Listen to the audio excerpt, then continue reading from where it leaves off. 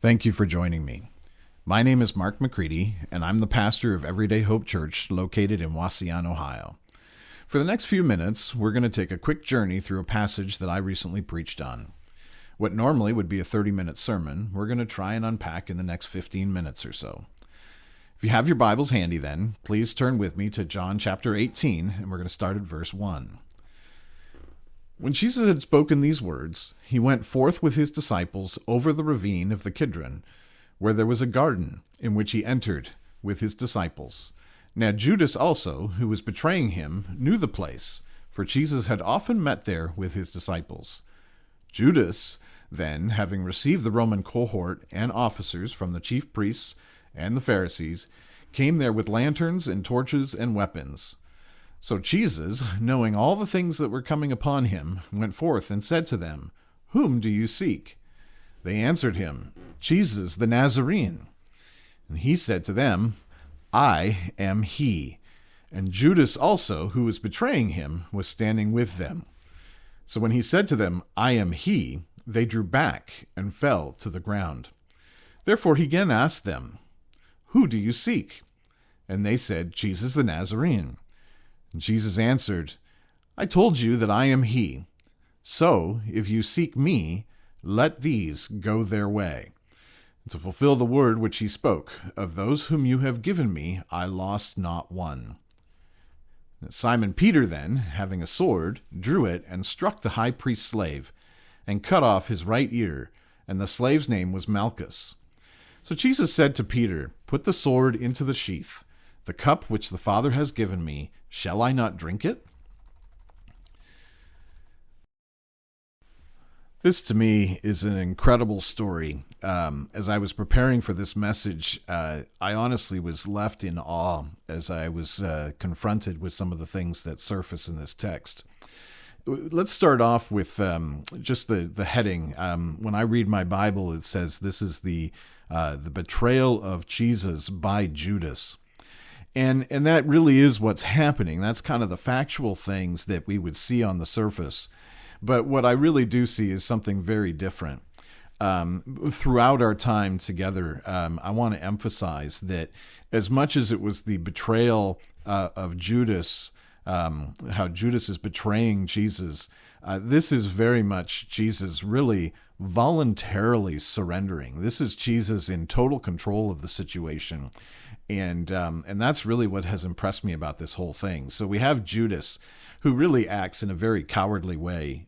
He doesn't talk to Jesus about his issues. He musters up this huge crowd. If you really take a look at the text, there's this idea. It says that he gathered together a Roman cohort.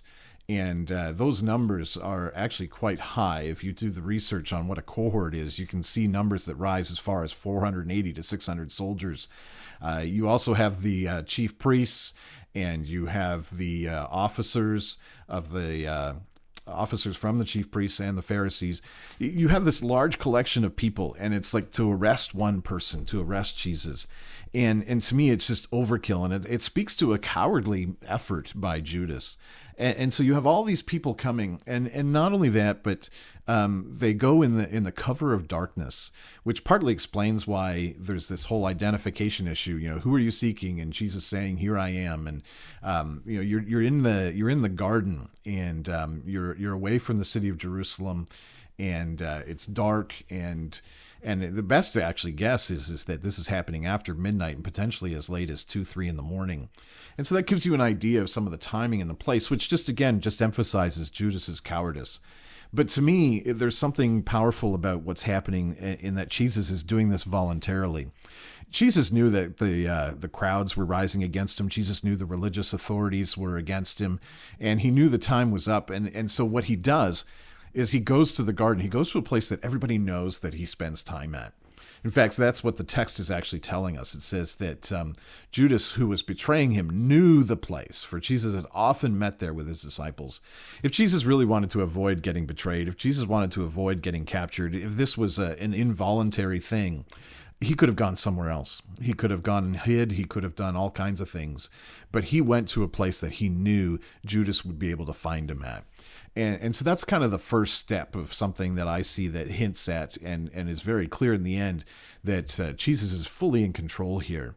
There's something else that takes place that I want to just move into. Let's continue with the text. It says once they're all gathered there in the garden, there's the soldiers. They ask. Jesus asks, "Who are you looking for?" And they answer in verse 5. It says they answer him, "Jesus the Nazarene." And Jesus says, "I am he." And to me, that just rings of an Old Testament story that many of us, I'm sure, know. We have the story of Moses and the burning bush, and God speaks from the burning bush, and there's this conversation that takes place, and Moses takes off his sandals because God tells him he's standing on holy ground, and God tells Moses to go and speak and go to his people. And what ends up happening is Moses says, "Well, who do I tell them sent me?" And God says, "I am," is the way it translates into English. And the Greek here is in this text is ego eimi. And this is reminiscent. This is something that gets said that all the people there, they would know the story of Moses. They would know what happened there. And here Jesus, he comes out and he says, "I am he," which is really "I am" in the original Greek. And the people there would have understood that. And if you go through the Gospel of John, you'll see this statement, the 7 I ams, and they're just they ring loud. But there's something incredible about this in this particular situation, because he says this. He says, "I am he," and then we get this note: Judas also was betraying him, was standing with them. And then in verse 6, so when he said to them, "I am he," or ego eimi, I am, they drew back and fell to the ground. Now, in my studying, I was like, okay, what does that mean? And they drew back and fell to the ground. So, okay, so they step back and they kneel because they understand what Jesus is saying, and no, that's not what's happening. And so the first question that I had to ask myself was, is this a voluntary thing or is this involuntary?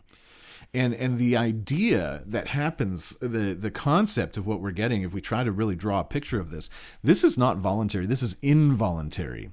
The description that I get from commentators and scholars alike, and one that really stands out is D.A. Carson. I want to read a quote from him at some point here. But the idea is that when Jesus says, "I am," there's this force of some sort, like a wind that just permeates from or kind of goes away from Jesus towards these soldiers, and it's enough of a force, and it's not literally a wind, and it knocks them to the ground, and it's really the glory of the Lord shining through Jesus Christ, coming out of Jesus Christ, and so these people are getting a taste, just enough of a taste that causes them to fall back of who Jesus Christ really is.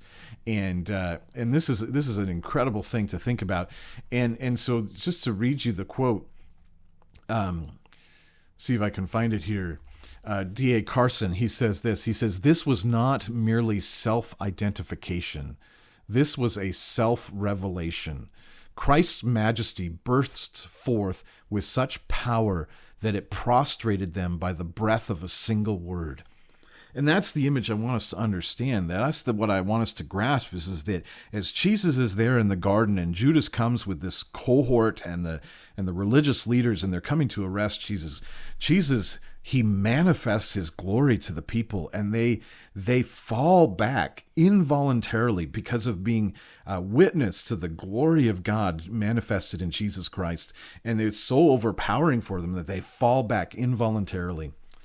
This is an incredible picture, and to me, it speaks totally to the fact that Jesus was surrendering voluntarily. This was not forced upon him. He could have just totally revealed his glory and annihilated those soldiers, but no, he knew the will of God, and so he only limits what they see, and this is just kind of a glimpse.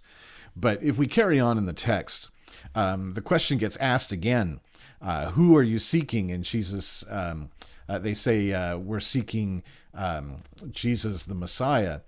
And the next thing that ends up happening is that Jesus says, okay, well, I am he, but I want you to leave these alone. And so verse 7, I'll just kind of read it. Therefore he again asked them, whom do you seek? And they said, Jesus the Nazarene. And Jesus answered, oh, I told you that I am he. So if you seek me, let these go their way. And so just to get us a glimpse of what also is happening here, I really see Jesus stepping in and making sure that his disciples don't get arrested and included in this. To me, for some of us who understand the concept of salvation, and if I want us all to grasp this, that Jesus is taking the place of the disciples. He's saying, I'm going to stand here. I will be arrested. I will be the one that's surrendering here, but you leave these alone. You leave the disciples alone. And so he's stepping in the way. And that really is salvation for anyone who puts their faith and trust in Jesus Christ. That's what Jesus is doing. Jesus is stepping forward, and he's taking the penalty, he's taking the price, so that those that are standing with him, behind him, can be set free. And it's a picture right here early on, just speaking in the words where Jesus says, I told you that I am he, so if you seek me, let these go their way. And so let's carry on in the text a little bit, because something else is happening here.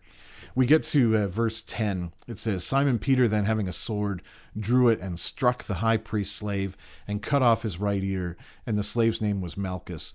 And if we're doing a coordination of the different gospels, if we were to take a look in one of the other gospels, we would see that right after this happens, Jesus heals the ear of Malchus. But what I want to say about this for Peter, we sometimes are just so hard on the guy. We have Peter. His actions are swift and costly. But, what I want us to know is this. What Peter did was wrong. But as hard as we are on him, I want us to just kind of think about the fact that there was an element of something that I think was right. And that was that he was willing to die for his friend. We need more people who have this heart that say, oh, I see something that's happening that's wrong. So often when people are being betrayed, when people are mistreating other people, there's not others that are willing to stand up for those that are suffering. We're not willing to stand up against injustice. And this is something that Peter did right. He had a concept that this is evil, this is wrong. Where Peter went wrong was the next thing, and that was his actions. What he failed to see was that Jesus' kingdom was not physical, and it was a spiritual kingdom. And so the cutting off of the ear was totally wrong. And what was happening in that dynamic there was incredibly different than what Peter was looking for. And Jesus was he was there to surrender to Judas. And so we have that. Now, just a little bit more about this. So Jesus has performed the miracle. He's healed Malchus's ear. But I want us to understand what this last statement says. It says, the cup which the Father has given me, shall I not drink it? When Jesus spoke of the cup, he's referring to the full weight of divine judgment against sin. Jesus is speaking about taking on the wrath that we deserved. The cup is often seen in the context of judgment. So to drink the cup is to take on judgment. And this is what Jesus is making clear himself. Jesus is making very clear his intention to take on the wrath of God for you and for me. Let me also say this. When we see this passage, if we really understand it, what is very clear is that Jesus is not a victim here. He's not suddenly caught by surprise and being arrested. This is not something being done to him by men, but rather it is Jesus stepping forward to do this, taking to himself something offered by his Father, and he does it for the redemption of his people. That's what I would like us to walk away with from this passage this morning. Well, listen, I want you to know that I'm glad you joined with me this morning. If you have any questions or comments about this message, I would love to hear from you. Just send an email to info@everydayhopechurch.com. Also, if you're looking for a place to worship, why not join us live in person? You can find more information by visiting our website at everydayhopechurch.com. Until then, I pray that God will grow your faith as you listen to and study His Word.